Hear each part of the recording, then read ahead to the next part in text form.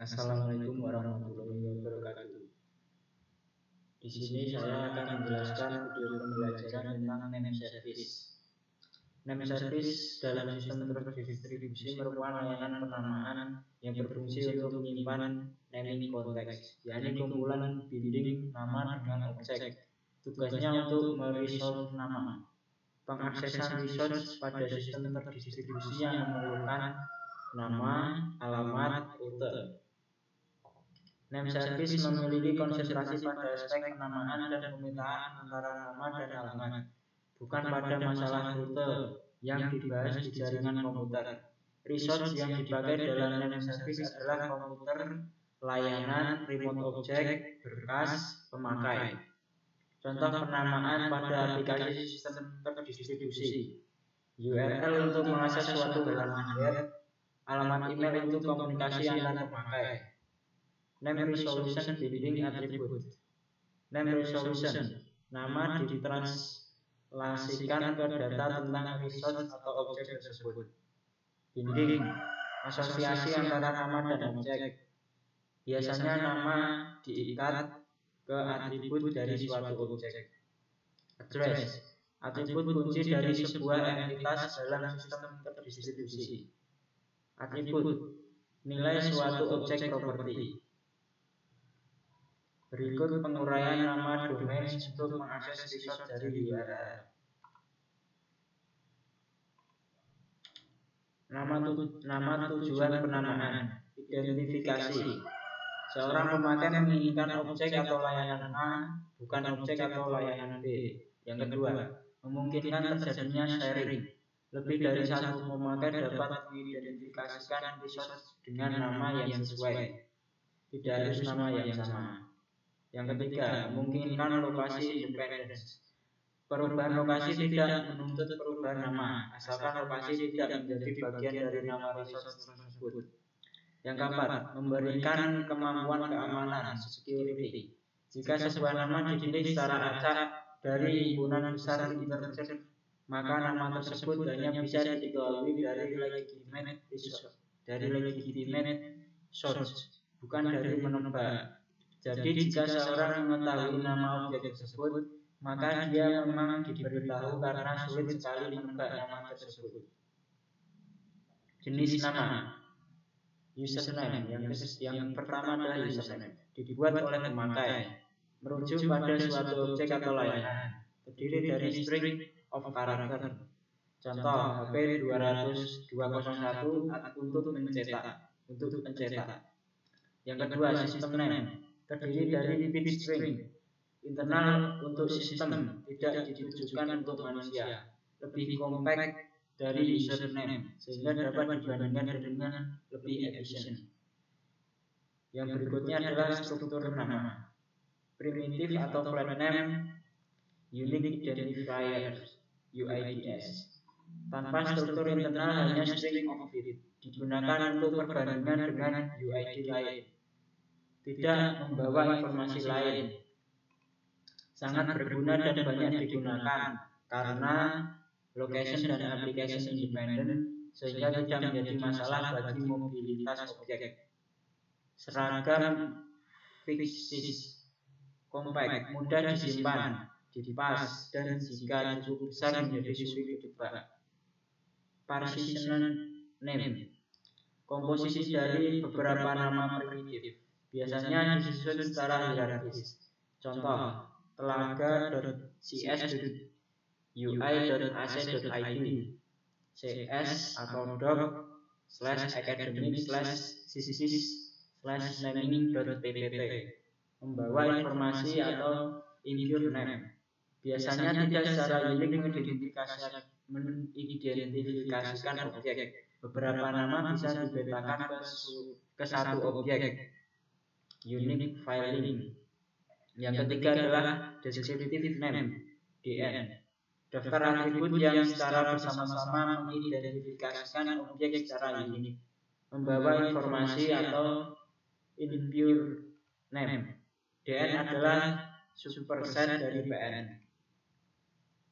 EG OSI 500 Directory Service, Directory Information Tree, DIT X50063, Directory Information Base DIT, the entire directory structure including the data associated with the node. Yang selanjutnya adalah name context. Nama selalu diasosiasikan dengan konteks yang mendefinisikan di mana nama tersebut valid. Ada dua macam konteks, yaitu universal konteks dan relative konteks. Sasaran fasilitas penamaan. Yang pertama, efisien, karena fasilitas penamaan merupakan dasar pada sistem terdistribusi dan digunakan secara terus-menerus. Yang kedua, terdistribusi. Renungkan jika UIDS dibangkitkan oleh centralized generator. Yang ketiga, tampak seperti global space, tidak tergantung konektivitas, topologi, dan lokasi objek. Mendukung pemetaan, mendukung dynamic relocation of object, memungkinkan local aliases. Name list, nama list terdiri dari komponen yaitu name agent dan name server. Berikut dari gambaran sederhana dari name agent dan name service. Name server. Nama agent. Name agent berada di klien. Bisa satu name agent per klien atau satu name agent digunakan oleh beberapa klien. Name agent menjadi perantara antara klien dan name server. Contoh, resolver pada domain name service atau yang kita sebut DNS. Fungsi name agent memastikan bahwa lokasi name server terlihat transparan bagi klien program. Yang kedua, berbicara dalam protokol komunikasi yang dimengerti name server. Yang selanjutnya adalah mengetahui bagaimana namespace diatur, sehingga tahu kemana suatu request harus dikirim untuk memperoleh informasi lokasi.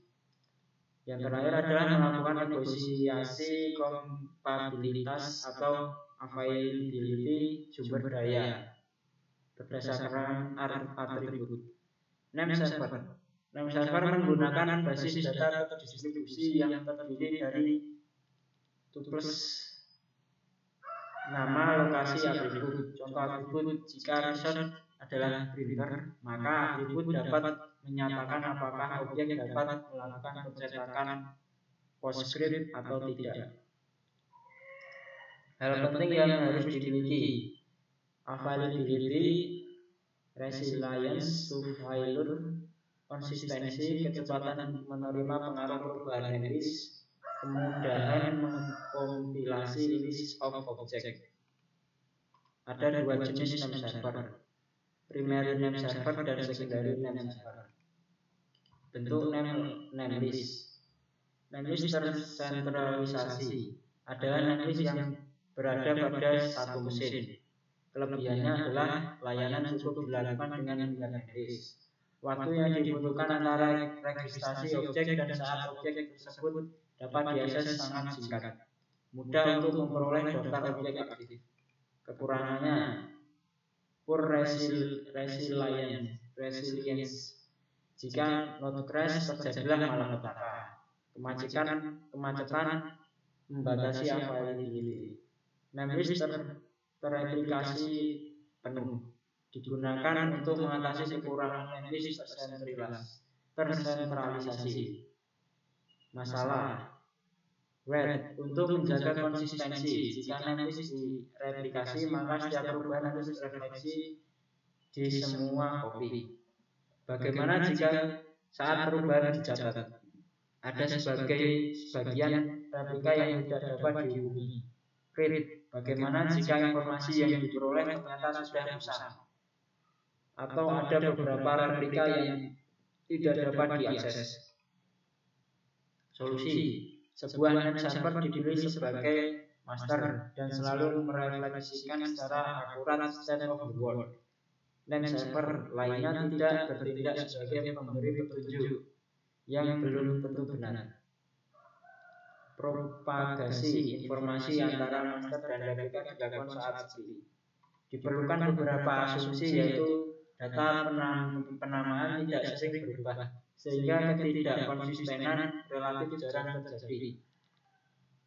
Tergantung dari aplikasi, cukup akurat untuk mail system, tapi tidak untuk sistem berbasis objek yang sangat dinamis. Jika dipakai data yang usang, maka akan terjadi error yang dapat diatasi. Contoh, buku telepon yang memuat nomor telepon yang tidak terpakai lagi. Tidak ada masalah jika dipakai data usang. Contoh, forward pada alamat email yang lama. Kelebihan, tidak perlu suatu central name server di mana seluruh station tergantung pada name server tersebut. Masih relatif mudah memperoleh daftar objek dalam suatu jaringan, di mana suatu namespace berisi informasi yang dibutuhkan. Availability meningkat, sehingga lokasi objek dapat ditemukan lebih cepat dari namespace tersentralisasi. Kekurangan, menggunakan lebih banyak memori. Potensial timbul masalah ketidakkonsistenan pada beberapa jaringan. Broadcast paket ke replika saat meningkatkan overhead jaringan. Namespace terreplikasi sebagian. Contoh name service, DNS, domain name service, memetakan nama domain ke alamat. DNS, memetakan global name ke atribut. Skalabilitas dapat menangani perubahan. Yang ketiga, X500 directory service, memetakan nama orang ke dalam alamat suatu email dan nomor telepon. Yang terakhir adalah Genie Discovery Service, mencari objek sesuai dengan atribut yang ada. Sekian video pembelajaran dari saya akhiri. Wassalamualaikum warahmatullahi wabarakatuh.